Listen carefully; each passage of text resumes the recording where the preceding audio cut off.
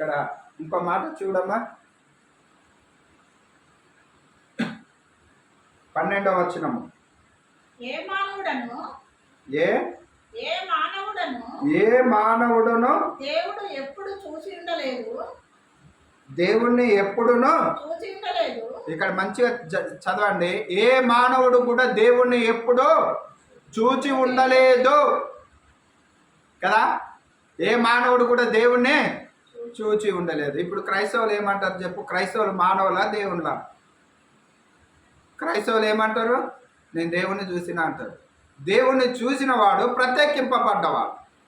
దేవుణ్ణి చూడాలని అంటే ప్రత్యేకింపబడ్డవాడుగా ఉండాలి. అది ప్రియమైన దేవుడు ప్రేమించిన కుమారుడై ఉండాలి. దేవుణ్ణి ప్రేమించిన కుమారుడై ఉండాలి.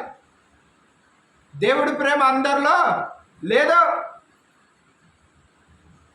ఎవరైతే నన్ను ప్రేమిస్తారో, నేను ఎవరినైతే ప్రేమిస్తానో, ఎవడైతే నాతో అంటుకట్టబడి ఉంటాడో, నేను ఎవరితో ఉంటానో వాడు ఈ భూమి మీద ఫలిస్తాడు.